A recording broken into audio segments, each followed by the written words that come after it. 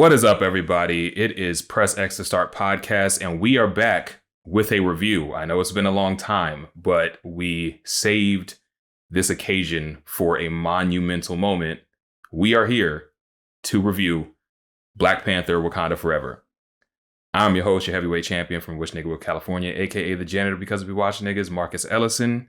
And joining me today is Avery. Yeah. Hey. We're here. Our Wakandan expert. the only one of us that could actually claim Wakanda. Yes. Like directly. Yes. But it's been a while since we've done a review format, so I kind of admittedly am a little rusty. But what I do want to do is I want to first lay it out as we're going to have maybe a 10 to 15 minute conversation without spoilers. So we're going to talk about what we liked about the movie, what we might have not liked about the movie, but keep it as spoiler free as possible. And then we're going to give you all a chance, for those of you that haven't seen it yet that are watching this, to jump off. And then we're just going to let all the spoilers fly because there is some stuff to unpack in this movie and stuff that none of the promotional material told you about. So, yeah. So, for starters, let's go into what we liked about the movie. Avery, do you want to go or should I just like... You go first because I really want to have this dialogue because you've heard my thoughts, or at least my post movies musings afterwards, but I haven't heard exactly how you feel about this movie. Gotcha. Okay. I personally feel like this movie is better than Black Panther 1, and I think that it is a thematically perfect film. Okay. I think that is a sentiment I 100% agree on. 100%. I also want to make the caveat that I am probably amongst the people you will talk to with my skin complexion one of the lowest on Black Panther 1, and that's only because I really don't like its third act. Right. Yeah. But I think the movie is like a 99 that could have been like 150 if the third act was anything more than two CGI people fighting in the dark with the exact same power set. Yeah, no, I feel you. I think that's a pretty universal sentiment, even for people who are super high on the movie, is it has a third act problem. And I think that this movie does a great job at expanding on what worked about the first movie while also still addressing the giant elephant in the room. But also it sidesteps certain things that didn't work in the first movie. Just going back to the fact that it's, I think, a thematically perfect movie. I think that the way that it explores the themes of grief, legacy, and colonialism in this movie and vengeance. And vengeance, yes. Like in that thing when you're talking about thematics, like this movie, more so than any Marvel movie, really feels like a thematic sequel to its previous entries. Such as Black Panther's appearance in Civil War, and then his own movie, and then going forward in there. Like, I will argue till the cows go home about how the Captain America franchise is the best comic book movie trilogy of all time, just in terms of that. But there are thematic, like, there are like emotional themes that differ between each movie that don't really call back to beyond each sequel doesn't really call back to beyond just be like a moment of nostalgia, where Black Panther does that, but each callback feeds into its thematic nature. Yeah, no, absolutely. I think that this movie has so many parallels to every entry, like you said, of Black Panther in the MCU, which is what allows it to feel like such a powerful and well-crafted tribute to Chadwick and T'Challa as well. And I think that, like, as I was saying, like the way that it explores its themes with such grace and intent really is special.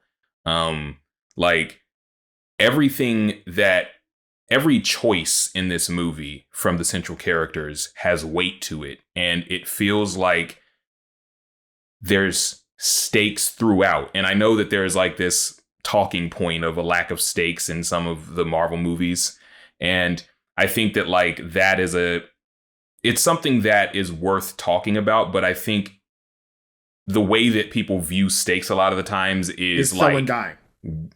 Right, exactly. Yeah. World-ending stakes rather than you can have personal stakes without it being earth-shattering. There's still stakes regardless. It's kind of like what Jennifer Walters said at the end of She-Hulk, where she was like, "These are my stakes," you know?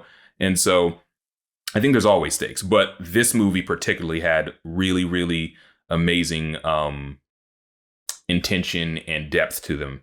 Another thing I really liked about the movie is I think that it's gorgeous. Like, I think from a cinematography standpoint, and even from a visual standpoint, I think too. I think that it's. Oh, good. I will say from a cinematography standpoint and an art direction standpoint, it is gorgeous.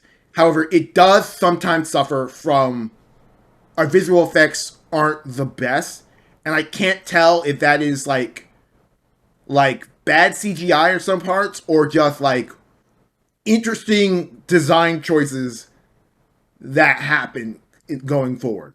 But I agree with you for the most part. I agree with you. Yeah, I think it might be more of a design choice thing, because I think that like there were really, if any, maybe a couple of moments in this movie where I noticed the VFX like in a blatant way, which I couldn't say for Black Panther 1, where it was like obvious where the VFX were. Whereas like obviously that like, the people from Talokan are, there's VFX to their look, but it felt a lot more seamless. And in the wake of a lot of complaints with Phase 4 visuals, I think that this is probably the best looking Marvel movie since Eternals. Okay. Yeah. I feel like. I agree on that. Yeah. And speaking of like speaking of the visuals, I think that the worlds that we got introduced to, the way that they expanded upon Wakanda, but also introduced us to Talokan, like the sections under the water where, we were seeing this amazing place and they were playing blitzball and everything. It was they're playing that sport from the Road to El Dorado. I forgot what his name. Yeah. They were playing Mayan blitzball. Yeah, but no, there is I sent you a text that exemplifies what you're talking about right now. I think my exact words were, everything about the cultural design of the Atlanteans, with air quotes, is so good. If more people put this much care into diversity, I'd never complain about a casting choice ever. And this comes for one of the big things I want to talk about, because is Namor, or Namor, depending on how you want to pronounce it. I think I'm always going to give you a question mark when classically white character is casted with a person of color. Not because I don't believe in diversity, but I don't believe that the people doing this casting are going to put in the work to make this feel like a diverse casting choice, and not just a check mark on diversity to make a check mark on diversity. Anyone who knows me knows I complain to the cows go home about Aquaman. Because Aquaman was exemplary of how I had just core issues with like a diverse casting and not doing the work required. You have Jason Momoa, a very Samoan-looking dude, cast as the classically white Arthur Curry. Instead of making the brave choice and saying, okay, let's change Atlantis as a culture around this character, they went the really safe route of saying, no, it's going to be the recognizable Atlantis, and he's just going to have a fucking Samoan dad, like super Maui Samoan dad, who lives in Maine. Like, so it's one of those things that just doesn't make sense to me. Well, then you hear with Black Panther, and you've got Tenoch Huerta, I believe. I hope I pronounced your name right. Where he's a very Mexican dude, and they went full whole hog Mexican, like Mesopotamian, like Aztec and Mayan cultural representation on every aspect of Atlantis, to like the chef's kiss of him being called Namor, because it, like, in Spanish it means like child without love. It's just like, oh yeah, that is fucking chef. Let's talk about Namor before we jump into Ryan Coogler should just be getting like an office at Marvel, because he's 2 for 2 of creating 2 of the best villains that the Marvel universe has had. He's up there with the Russo brothers, who made Zemo a fantastic villain and effectively made Thanos an effective villain. He's up there with them, and like, I adore Namor. The minute when he comes out of the water, and like I saw all the trailers, and there's that one where M'Baku was like, they call him Kukulkan, and it's like the flying serpent god, and I'm like, why do they call him a serpent god? And then, like, when he gets out of the water and his ankle wings make a rattlesnake sound, I lost my shit. Yep. Oh my goodness. It is a feat in and of itself that they took a guy. If you read the comics, you know that Namor is a threat. Like, he's an F tier Marvel character, but in the consciousness of popular culture, he would be C-list, like a lot of the older Marvel characters, like an Iron Man at the time. Absolutely. So if you're initiated, you know that Namor is a threat.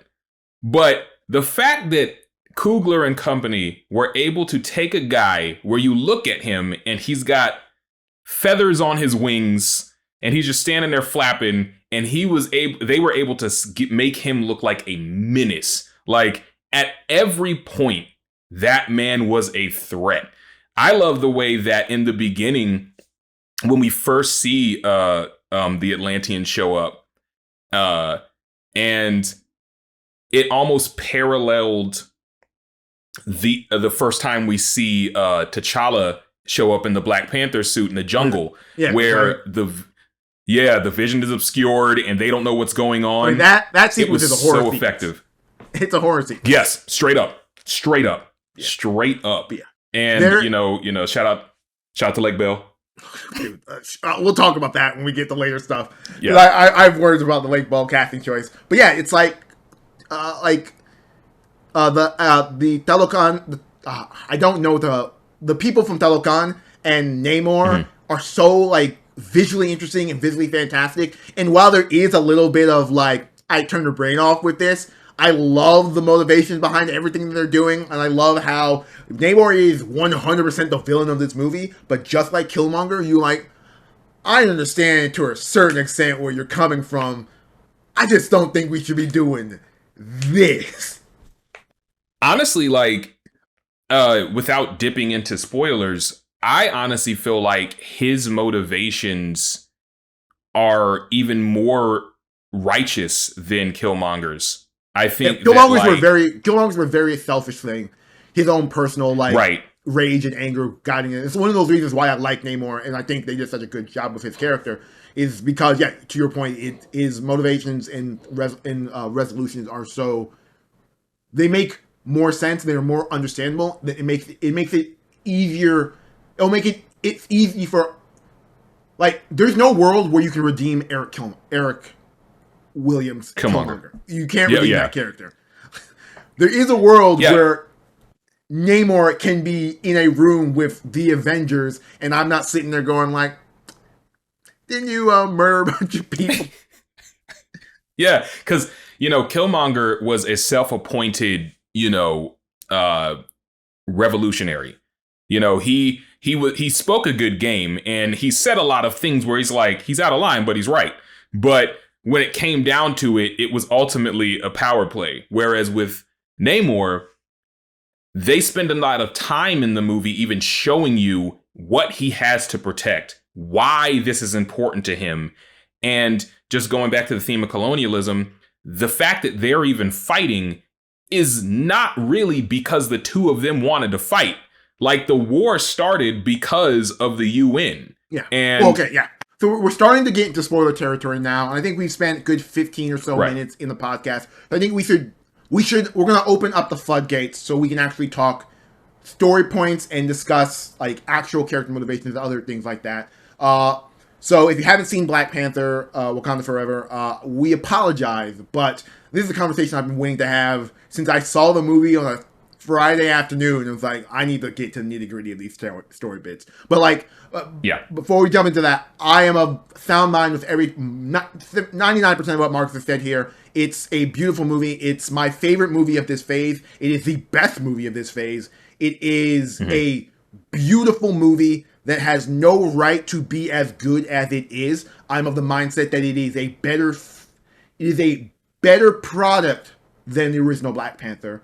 Whether it's a better film, actually is something I would love to have a deeper conversation about the individual film things and narrative situations like that. Because when we get into like when we get into spoiler situations, there are like actual plot knocks I kind of have it with it. Now that I've had so much time to sit with it and think about it.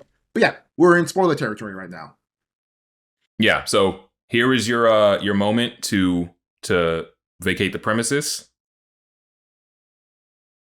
All right, spoilers. Let's go. Okay, so how do you feel about how do you feel about Letitia Wright's Shuri being the new Black Panther? I thought that Letitia Wright might have been in a movie where Angela Bassett turned in a fucking chef's kiss of a performance. Like, she was every bit as phenomenal as you'd expect her to be. She was amazing. And a movie where Tenoch Huerta gave a star-making performance as Namor. But for me personally, I felt like Shuri was my highlight because I loved the journey she went on in this movie. I thought that she really stepped up. Like, whether or not, I don't know, I feel like a lot of the stuff surrounding her personal life in was either taken out of context or things that we don't fully know. I don't know what her stance is on vaccinations and whatnot, but it doesn't matter. In this case, I knew that Letitia Wright was a at least solid actor. She had good screen presence. She was very funny as Shuri, but she had a almost impossible task to step up to. And I think she crushed it. I think she was fantastic in the movie. And I think that they did a good job of justifying her taking the mantle, because what I was worried about was that it was going to be easier for her to do it. Like, I thought that, when she took the heart-shaped herb, I thought she was going to get a Vision Quest moment and she was actually going to see the ancestors and all that. And I'm like, I don't know if that tracks for her. And so when they went the route they did go with it, I'm like, we'll get to okay. We'll get to it in a second. I agree 100%. Yeah. So I'm like, okay, this is. Yeah, because the conversation everyone was having was based on, I didn't like her in the last movie, whatever. If you're going to make a new Black Panther, it should be X character, Y character, B character. And I'm like, I'm just sitting here thinking of the narrative that they're crafting, and like, the only thing that makes sense is for Shuri to be the new Black Panther. Will they be able to accomplish that task? Because what I don't want is, another Steve Rogers passing the shield to the Falcon, when his entire movie's arc has been about the redemption of Bucky and Bucky's finding solace in who he is. And I didn't want that situation where we need a 6-episode series to justify this decision we made at the end of this movie. So like, I'm watching this and I'm like, yes, star performance. I always liked Letitia Wright as an actress. I think, ignoring all the personal stuff going on around her and all of that, like that, I thought she was. I loved her appearances in the Black Panther franchise. I loved her relationship with her brother. And from scene one, when she is like in full on, oh, my brother is dead and I'm desperately dying. Yeah. I'm desperately trying to save him. And she takes that journey going all the way further. there's rarely a time where I don't believe he's 100% in the moment of this acting, and like this is the correct acting choice that needs to be made. There are some choices I'm like, okay, this is a weird choice. I kind of understand, but I kind of don't. But for the most part, her arc works perfectly. Now, we'll get to what you were talking about with the Vision Quest. Now, everyone who knows me on this podcast within our Slack knows that I talk to the streets. So, I know the plots of all these Marvel movies before they happen. Mm-hmm. So, I'm never surprised, for the most part, by any decisions I see. So, I knew that when she took the herb, she would be seeing Killmonger. What I didn't, but what I was pleasantly surprised by is the conversations that the two of them have, where it's clear that the spiritual incarnation of Eric Killmonger has learned nothing. He is still that essentially villain from the last movie, and he essentially feeds off. Okay, so when she takes the her Shuri's arc is so good, but it's clear in the beginning of the movie that she's filled with so much rage, and anger at everything that happened to her brother and all the situation. So when she takes the herb post the death of her mother, she only decides that we need a Black Panther after Namor ransacks Wakanda. So it's like, we need a Black Panther. So she takes it out of anger and rage, and that doesn't summon her father. It doesn't give us our let's use Star Wars technology to bring Chadwick Boseman into this movie, or even her mother, who's actually in the film. No, it brings her Killmonger, who Killmonger's like, I know why I was brought here, and Michael B. Jordan is so good. Oh yeah, he just seeing him in that moment made me so happy, because you could tell he loves playing Killmonger, and he's so good at it. But the thing that I loved the most about, one, her conjuring him, but also the conversation that they had, is they actually telegraphed her seeing Killmonger in the very beginning, where she was talking to her mom, and they were gonna burn the funeral garments, and she's like, I want to burn the world. Was like, I want to burn the world. Exactly. That's the anger I'm talking about. Yeah, and I'm like, burn the world like Killmonger wanted to do? Bet. And I love the fact that, like, during that conversation, because yes, on a macro level, Killmonger in the spirit realm clearly has learned nothing, because he's still very spiteful and very angry. But even in the conversation, there's nuances where, like, he's talking about, like, she basically, Shuri even was like, you're an unworthy king, and, like, he brings up Ramonda, and he's like, don't take that away from your mother. She saved this kid. She saved this kid that your nation wouldn't have given a shit about beforehand. She did that. And then, like, even talking about T'Challa, he wasn't like, the only thing he said about him was he was too noble. And so he's like, are you going to be noble like your brother, or are you going to take care of business like me? And which is very interesting with her line. With her costume, it's very much an homage to Killmonger and not her brothers. Yep. When she picked up that gold accented mask, I was like, oh shit. And then even when she took off the mask and her hair looked low key like Killmonger's at the end of the first movie, I was like, oh shit, okay, this is where we're going. But yeah, I think that was a really inspired choice by Coogler and Joe Robert Cole to, like, go down that route, because this movie also takes place a lot in the stages of grief. And so she had to go through this. And I remember you were going to bring up, or you started to bring up Riri Williams for a moment. Yes. Yeah. And I think that, like, Riri in this movie is a perfect parallel to the whole point of Killmonger in the first movie, where Killmonger showed up to shake up Wakanda because they have been isolated for way too long. And he made a point. Riri would not have been able to show up in Wakanda in the first movie. They would have not given a shit about her getting killed out there. It wouldn't have mattered, because she's not one of them. And so to see Riri actually be in Wakanda now, like of the Lost Tribe actually there, I think was a really well done kind of 180.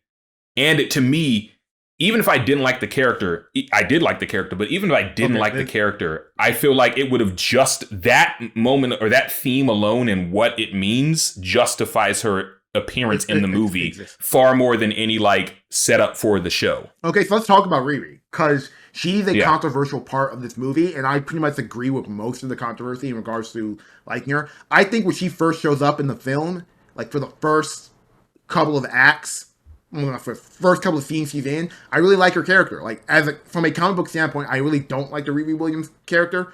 She's one of those characters where like I don't know where you fit in the Marvel universe as like your Iron Man successor, except you're not an Iron Man character.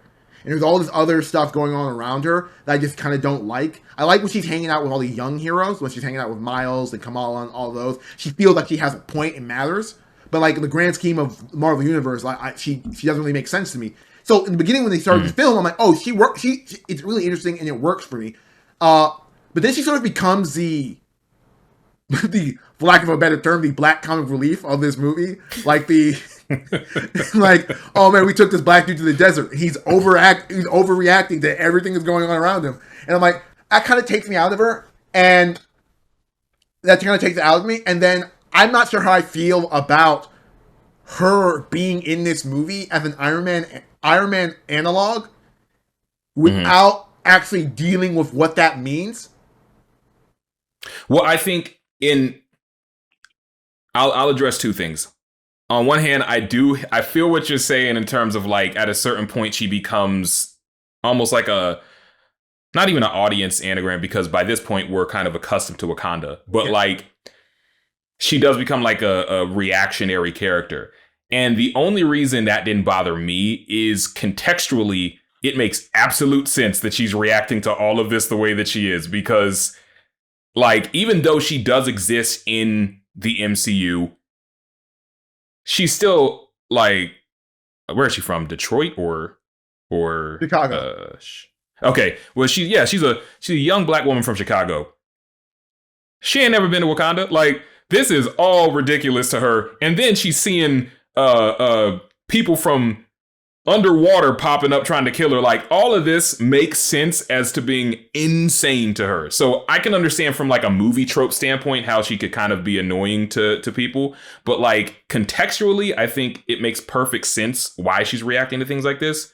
As far as her being an Iron Man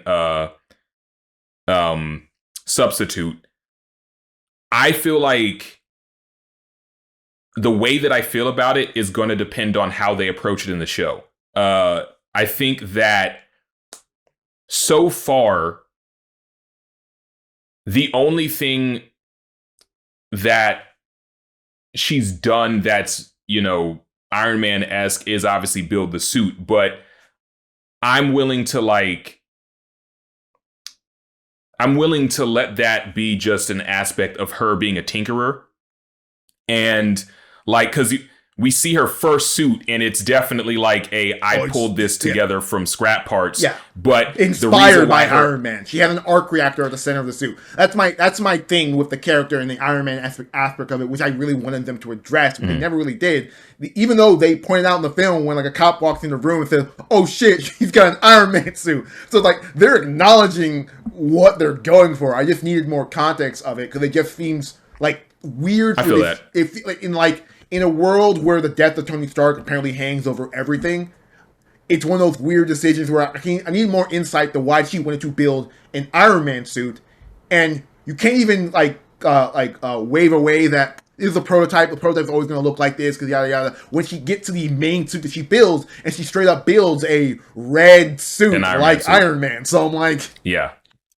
I feel that. That is definitely a valid critique, and I hope that they do retroactively address that. But within the confines of this movie, yeah, I think that that definitely could have been handled better. Yeah. Hold on, let me turn on the light real quick because it's getting dark. I wouldn't even notice. But let's see. So Another thing I want to. Oh, go ahead. no, go continue. Continue. I was going to say one thing that I wanted to bring up that we haven't talked about yet is Nakia. I think, dude, Lupita Nyong'o, yeah, looking like an absolute fucking goddess in this film. Man, when she's in her underwater stealth suit, looking at the sunrise, and you're like looking at her from behind, I'm like, ooh. When she's walking around in various sundresses with her abdomen all out, I'm like, ooh. Yeah, she was flexing super hard on this movie from the look standpoint. But even outside of one, I love the fact that they finally were able to give her a chance to utilize her Mexican heritage. Her Mexican heritage. When she started speaking Spanish, I'm like, oh, they finally did it. Oh, but one of the reasons why I really love Nakia in this movie is she really does feel like a spy. Like, even more so than she ever did in the first movie, I feel like. I feel like in this movie, her role, the way that she infiltrates situations, she ends up speaking French, Spanish. She knows bits and pieces of Talocan. Like, I love the way that she was utilized, at least from an offensive perspective in the movie. And then the way that she plays into the story is... I already loved what they were doing with her in the story, and then the mid-credit scene happened, and then it further elevated how much I love her being in this movie and what they decided to do with her in this movie. We don't have to get to the mid-credit scene just yet, but... Okay, cool. Well, like, speaking of Nakia, yeah. I think in a movie where you've lost your star, the driving force of your film, I don't think there's a supporting cast stronger than the supporting cast for Black Panther Wakanda Forever. Because straight up, they all stepped up and were the main characters of their narratives. From Okoye in her entire arc as General of the Dora Milaje, who gets called out in one of my favorite Angela Bassett sequences of all time, where it's like, oh, this movie remembers the events of the last movie and how everyone reacted. Okay, this is brilliant. To even fucking Martin Freeman as his Everett Ross as the narrative, like I guess single white male character is like, oh man, this character, this is actually really the weird arc he goes on is slightly problematic for the movie in itself, because it's like it feels the most Age of Ultron of this, where Marvel put another movie's plot in the middle of this movie. But I think that is the main.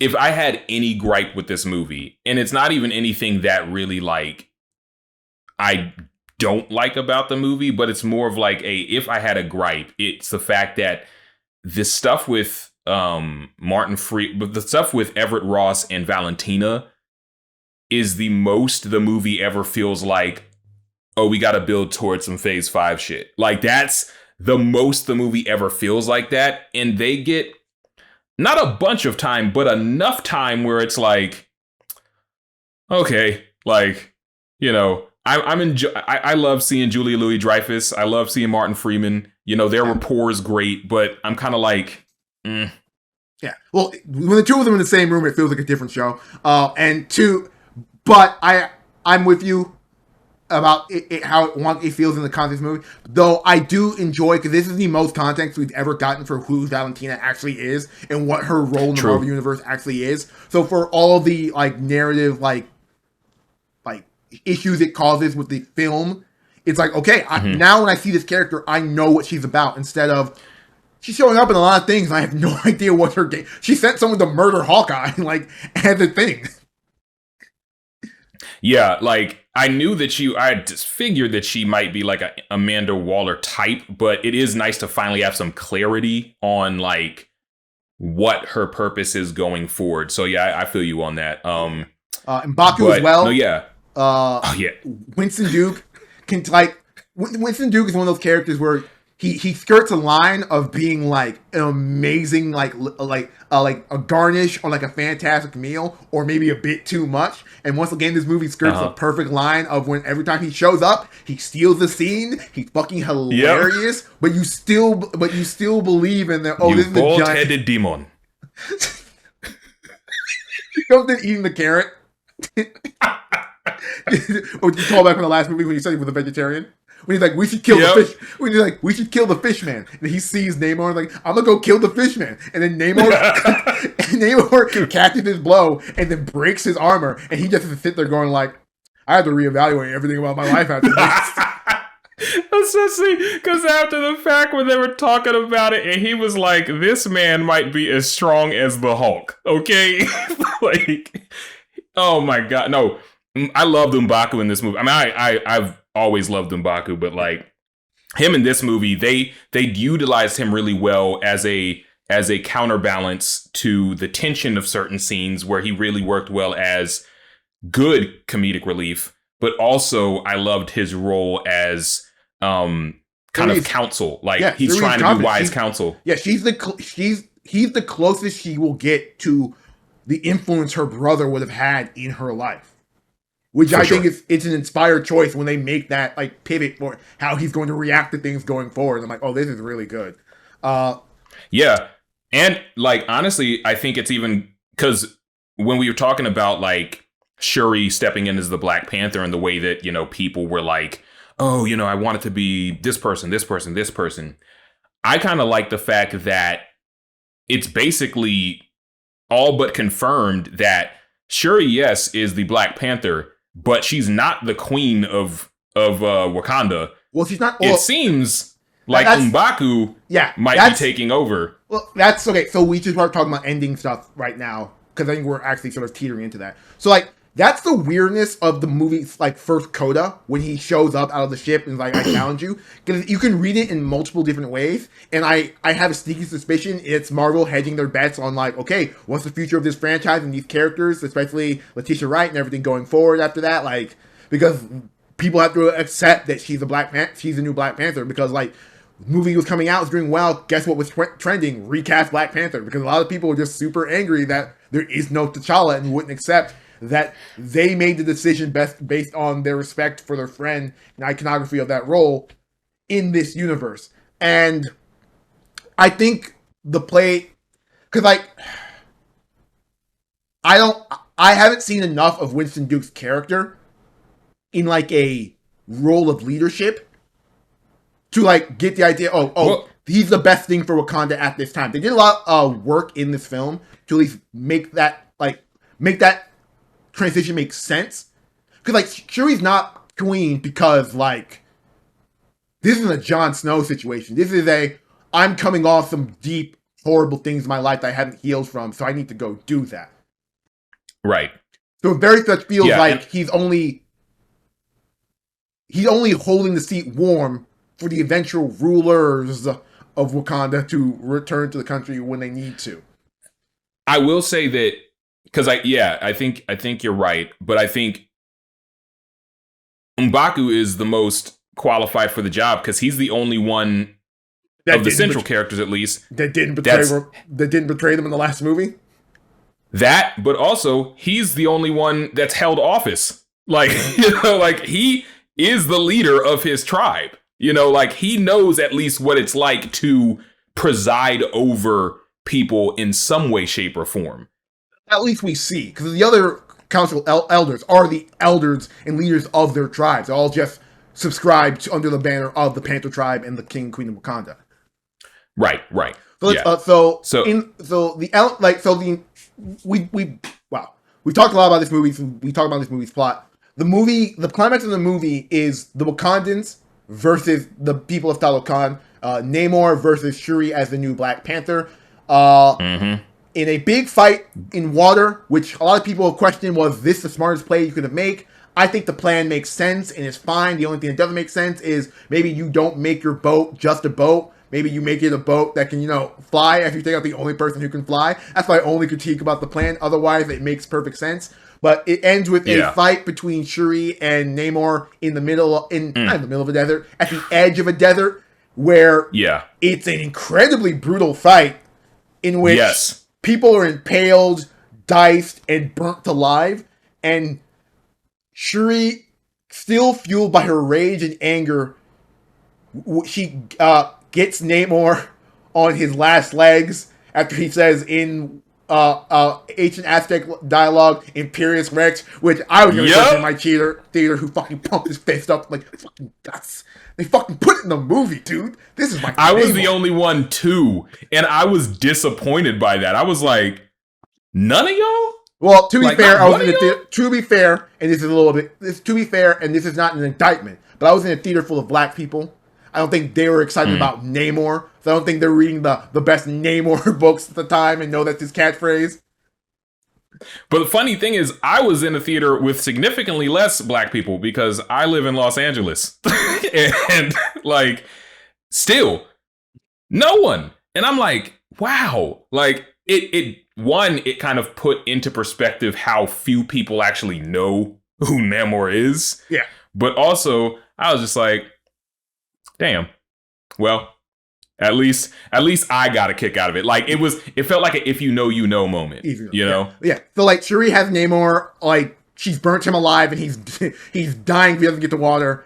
And she has that beautiful moment of like where Ramonda comes to her to the spirit world and says those words, "Show them who you are." And I'm like, it's poetry, it rhymes, bullshit. It's so fucking strong. And she spares him similar to how T'Challa spared Zemo after Zemo murdered his father. And you get this moment where like, she's like, "I'm going to spare you, turn off the attack, and I will protect you." And it creates a dynamic where throughout this entire movie, the CIA and United States blame Wakanda for various telecon attacks, because Wakanda is the only people with vibranium, and everything's involving vibranium. And the telecons are pretty much told Wakanda, if you say anything about us, we are going to attack you. So no one knows about the people who live under the sea except for the Wakandans. So Shuri pretty much at the end of the movie is, if you turn back, if you don't interfere with anything, if you go back to where you come, we will protect you. We will keep your secrets. And it will do it. It'll be our duty. Namor agrees to that. They end the fighting. Everyone moves onwards. We get a really interesting scene, which I think is fantastic. Which I think is like, this is Ryan Coogler in his like geopolitical bag right here, where like Namora, who I think is really underused in this movie. I agree. Shows up and she's like, "Namor, I was ready to fight and die for you. What the fuck are you doing?" He's like, "Baby girl, listen. No one knows about us. People want to destroy Wakanda. Wakanda has no allies. Eventually, they're going to need us. And that's when we're going to have the power to do what we want to do. I'm fucking at 500 years old. I am prepared to wait." And I'm like, oh, fucking Namor is so fucking good. Playing the long game. That boy's smooth. Yeah, boy's smooth. So Namor, that's how we end things with Atlantis, Telecon. Everett Ross is a criminal now, which I want to see how that plays into Secret Invasion, which I know he's in. And then Shuri Okoye.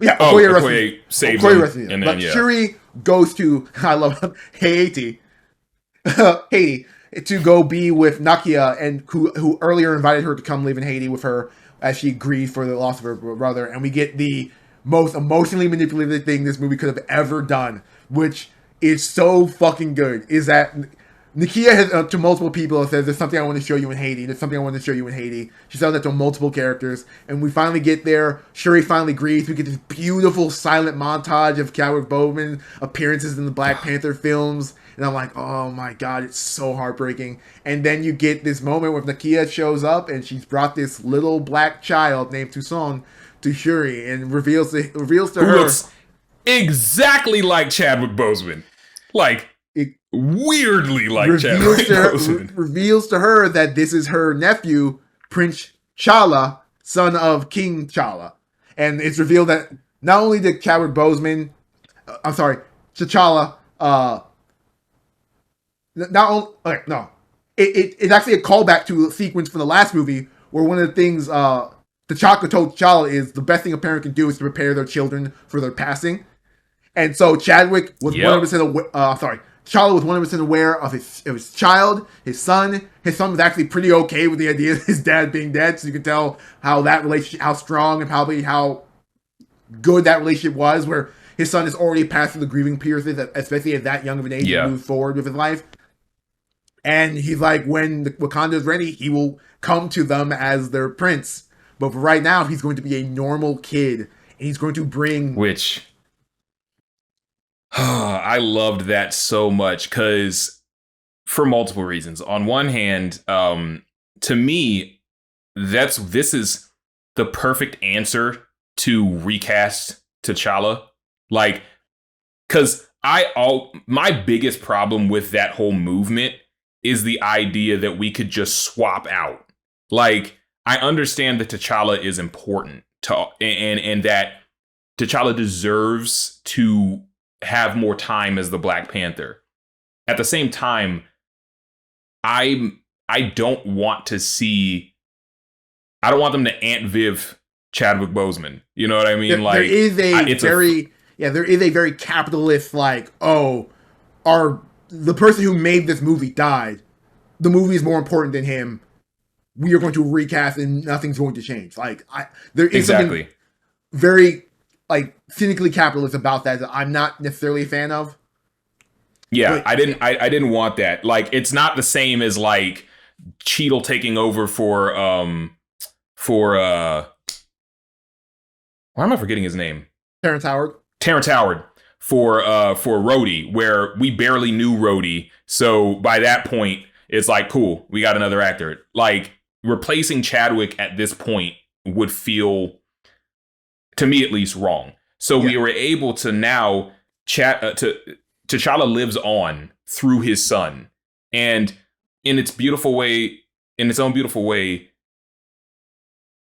Prince T'Challa will show up in Wakanda in just this awe-filled way. And he'll get a chance to have his first time in Wakanda almost directly parallel to Killmonger's first time in Wakanda, where he came and he's like, I'm going to take this over, but he had this deep resentment already there.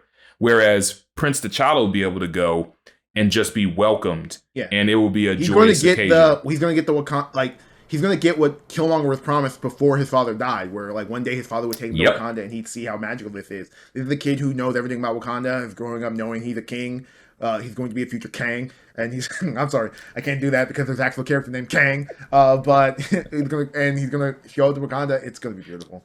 But that opens up. Well, real quick, the other thing I love is by having by the way that they handled it, it gives T'Challa more agency in his death. Yes, because it wasn't that he just got taken and it was a surprise and he was, gone. It was like he set things up. He made sure that things were accounted for. He made sure that if he didn't survive what was ever happening to him. Exactly. He made sure that his mother met his son. He made sure that there were things in place. I'm sure that if he would have survived a little longer, he would have made sure that Shuri met, young T'Challa. So I love the fact that gave T'Challa this last bit of, like, kingliness. Like, I am going to make sure that everything's okay before I leave. The best I can. Exactly. Yeah. Exactly. And that opens up what the future is for the Black Panther and this franchise and its place in the Marvel Universe. Now, the whole Valentina De Fontaine stuff pretty much indicates to me that they're moving towards a Wakanda versus America conflict over vibranium, which with her connection to Thunderbolts indicates that might be what that movie is about. Considering it looks like, and if that's the case, I have some questions because Bucky is on that team. He's like, okay, this is an interesting character to be going on, and like that is the White Wolf. Yeah, and then what's going to be a Black Panther 3, and is Coogler emotionally ready to jump back into the saddle, or are we going to get all right, I'm done. Find someone else, Kevin. And that's the type of situation. And Kevin's got to try and find someone who isn't just following in Coogler's shadow. I think that Black Panther 3 is far enough away that I think Coogler, barring any, Being just asked to grand direct a burnout, certain Avengers movie, maybe. right. I feel like I think he'll be back. Because I feel like he's as we said, he's carved out this like amazing corner of the MCU. And he's, presiding over, the whatever World of Wakanda shows that we get and stuff like that. So I think he's gonna take a break, well deserved, but I think he'll be back for 3. At the very least, I think he'll be back for 3. As for what 3 is, depending on when it comes out, I'm willing to bet that there might be a little Latveria action. Okay. Now, this I talked about earlier, Lake Bell, and that's an interesting casting choice. Lake Bell, if you don't know, is one of the most prolific sort of actresses that like in Hollywood, where like, oh, that's just Lake Bell. She's a big enough name that I'm like, oh, when I saw her cast in this role, she must be playing a character. Early leaks from this movie were like, oh, she's playing Lucia von Bartis, and there's going to be a Latveria section of this movie. Like Latveria is going to be the group orchestrating everything in the background, the conflict per se. So lo and behold, she shows up and she's like this no-name character, and there's no like real post-credit sequence to like indicate where this franchise is really going in the future, which I think is to the movie's credit because this movie's so emotional that would have been taking you out of the experience. If they're like, oh, here's a joke at the end of the movie after you just cried for the 15th time. But it's interesting because Black Panther has kept a very country-based scope. So I'm like, a Doom story would work, but then we have to wait for whatever the Fantastic Four is. And I mean, I'm pretty sure though that like, because where Doom fits into the future is going to be very interesting, because I'm almost certain that we're going to get probably like a Mole Man or maybe a Psycho Man or something. Yeah, we're not going to get Doom movie 1 Fantastic Four. They failed twice already. No. They're not going to make that mistake. Marvel's not going to make that mistake. Right. So it would be very interesting if the first bits of Latveria we got weren't tied to the Fantastic Four directly. Like, I think that would be interesting, but I don't know. I'm not sure if they'll do it just because of people's... Well, actually, never mind. Because Feige has been pretty good with, like, we're going to remix this however we may feel like is the best for the story and the universe at hand. So I could see Latveria show up first. I see two routes from Fantastic Four. Yeah, I see 2 routes you can go for this. There's the third movie is just going to be a U.S. versus Wakanda conflict. And we're going to finally have it out. If that's not had out in another movie, it's going to be the plot of the next one. I can't figure out what villain you want to use for that. It could be Thunderbolt Ross as the Red Hulk if you want to be really dumb, because the new rumors that they've casted Harrison Ford as the good new old Harrison Ross Ford is that he might be the president of the United States in the current Marvel universe, which is interesting. He might be.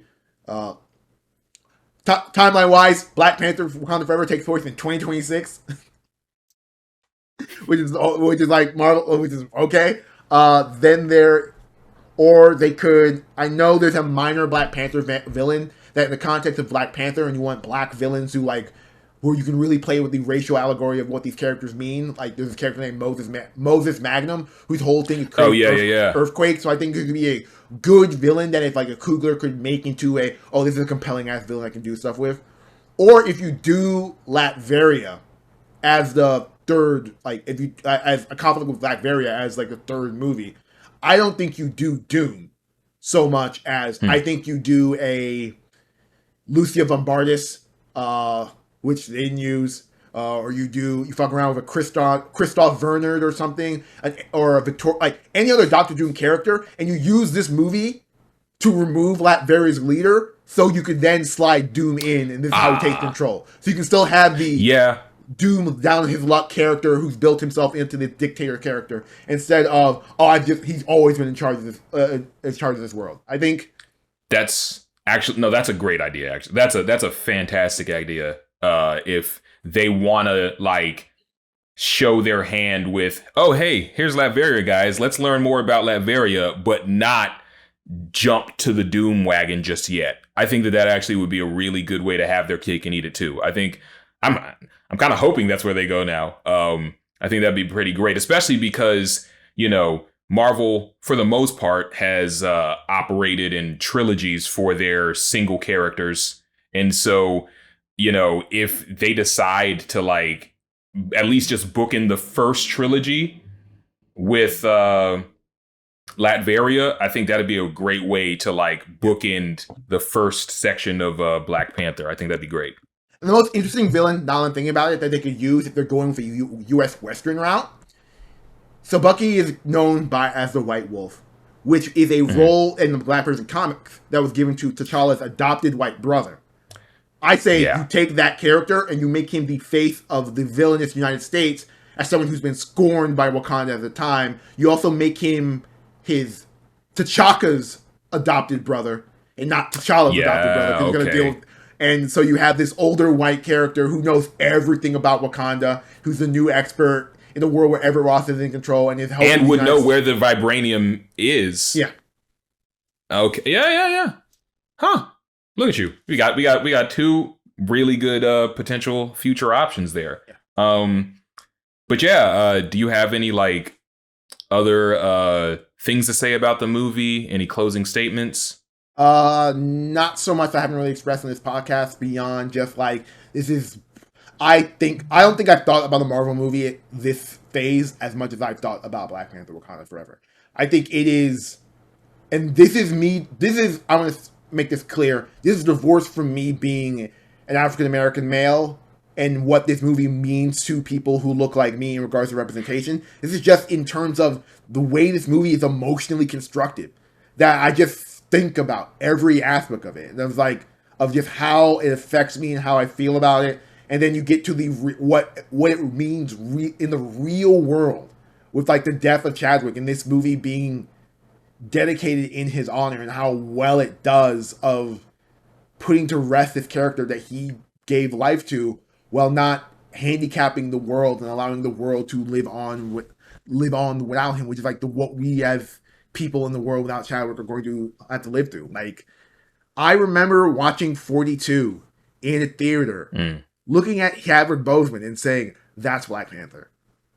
And then 3 to 4 years later, the casting call comes out, and I'm like, fucking nailed it. And like, how emotionally devastating it was for me as a person, especially like, Black Panther was never one of my favorite characters, but like, Chadwick Boseman did such a fucking fantastic job with that character that like, I felt, that connection I never really felt from the character in the comics, I finally felt for the first time, and I was like, this character is special. This actor is special. I can't wait to see where this goes. And for everything to get tragically cut short, it's one of the.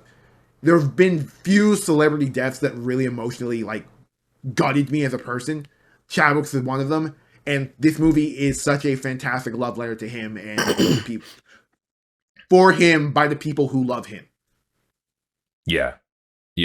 Well said. I'm right there with you on that. I think that this movie is absolutely gorgeous and a really a testament to everybody involved skill and professionalism and acumen, but also their ability to persevere. Because the fact that this movie even came out is a miracle, and if I was on top of that, the fact that it's so good.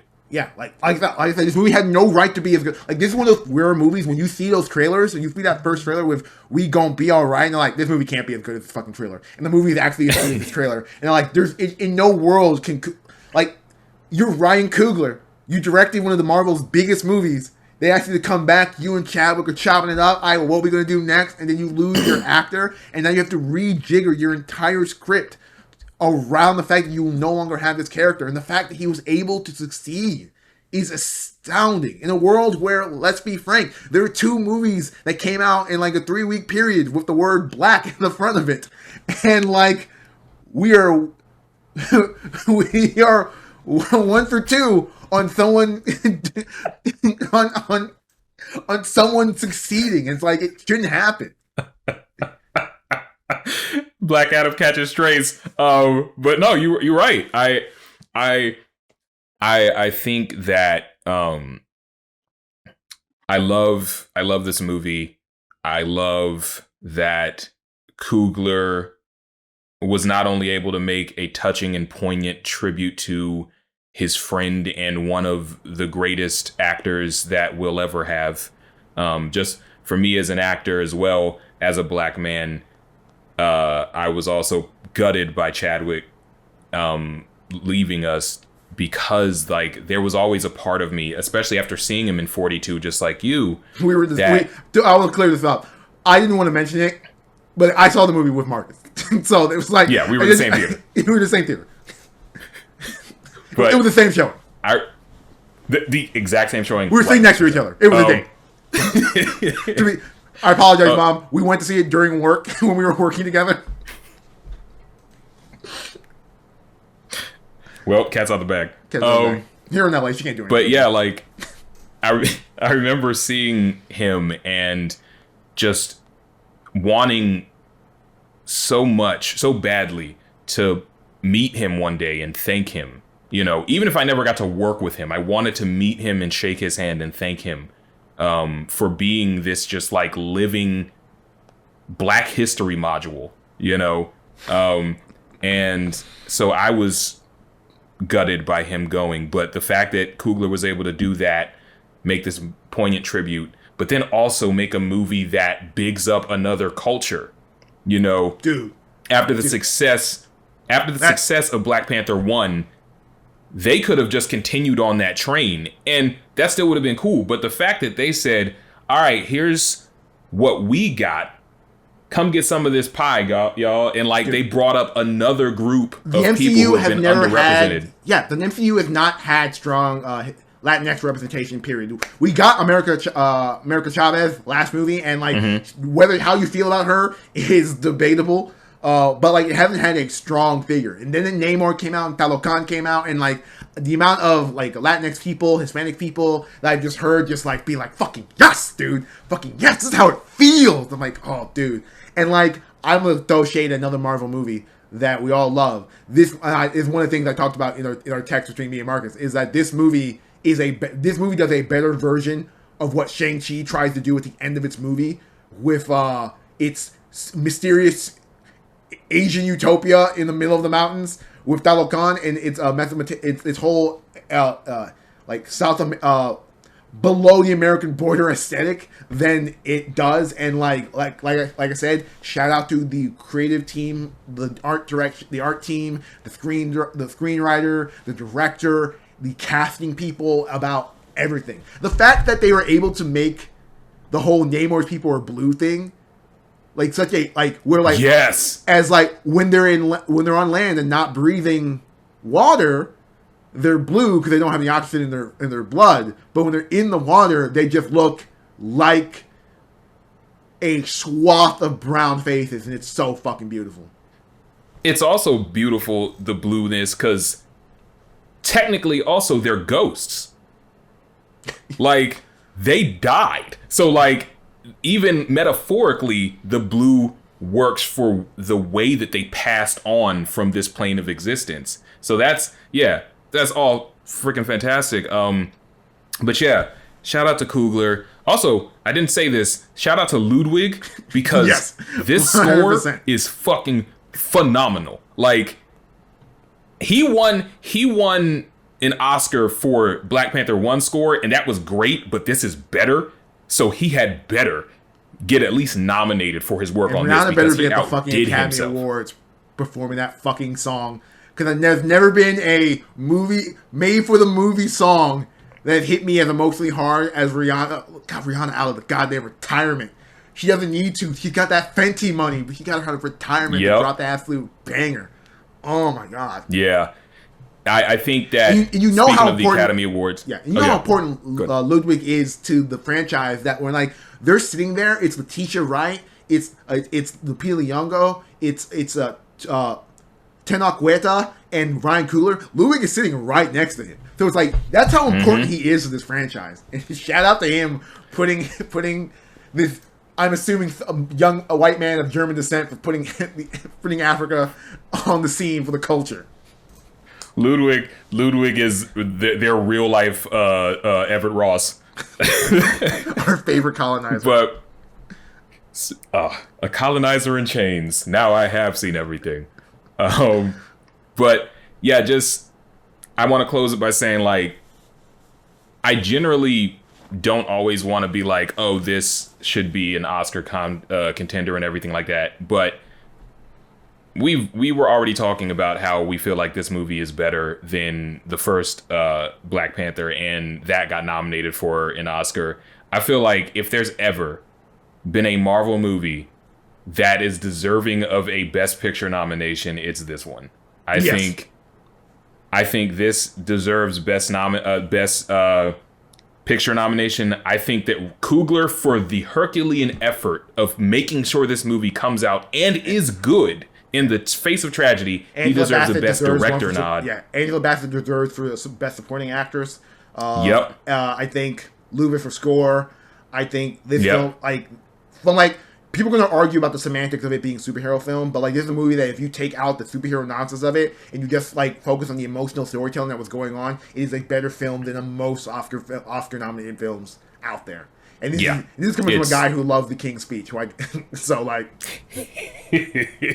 Yeah, it's thematically rich and it deserves all the flowers. So, yeah, that's pretty much all we got. You know, we over here, at least between Avery and I, because unfortunately I don't think most of the rest of Press X has seen it yet. I think Jordan's seen it, but Jordan has seen it. Sean will see it probably this week. DJ will probably see it. DJ currently is in Paris right now at the time of this recording, so that's the reason why he didn't see it. He probably would have been on this podcast recording it with us at this point if he had, but unfortunately he's out of the country in France for some godforsaken reason.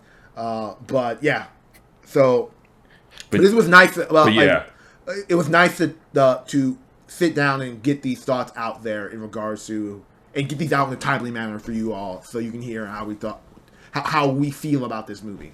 Well, at least a small subset. Absolutely. Because trust me, you're going to hear how everyone else feels about this movie the next time they show up on the podcast.